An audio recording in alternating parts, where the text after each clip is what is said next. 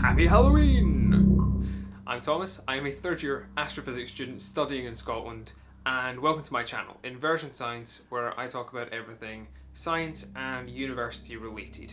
Now, today I'm going to embrace the spooky season of the year with Halloween and talk about some rather vampiric stars. Now, okay, don't get too excited. The stars aren't drinking each other's blood. They're not drinking your blood either. But there are stars in the universe that can leech away at their companions. Now, not all stars have companions. Our sun, for example, has no companion. It orbits the Milky Way's galactic centre on its own, accompanied only by the planets. But some stars do have companions. In fact, some have several. Some stars are found in what are called binary star systems. In a binary star system, two stars orbit around their common centre of mass, which in a lot of cases is not inside either star. In theory, any two stars can form a binary star system, but that doesn't mean that we're going to have any vampiric activity. For that, you need a very specific pair. Now, as stars age, they throw off their outer layers, leaving behind a stellar core remnant. For a star like the Sun, we call that a white dwarf. It's a core of carbon and oxygen. Now, I'm not going to go into that in more detail right now, so make sure you go and check out my series on stellar evolution in the top right hand corner, because I've gone into that in a lot more detail. In a binary system, normally one of the two stars will reach this white dwarf stage much sooner. This means that when the second star expands, the white dwarf is already in orbit of it. Now, when a star expands, it doesn't have as good a grip on the outer layers of the star, because gravity drops off with radius, shown in Newton's universal law of gravitation. As they expand, these layers get closer to the white dwarf, and in some cases you can get the white dwarf exerting more of a gravitational force on these outer layers than the host star does.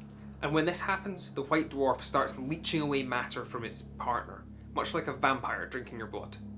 Told you to get Halloween in here somehow. But the white dwarf can't do this forever.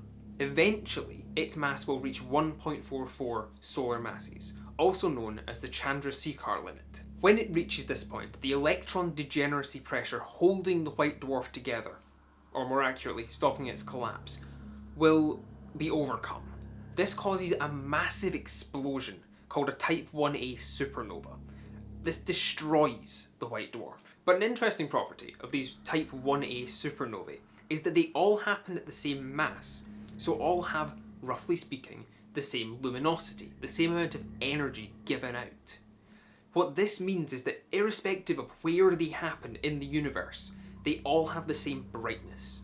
And from that, by measuring the brightness that we detect here on Earth, we can then work out how far away these supernovae are happening. This is what's called a standard candle, something that is the same brightness everywhere, making it really easy to detect distances. So while these vampiric stars might leech away matter from their companions, they're not as evil as they make themselves out to be.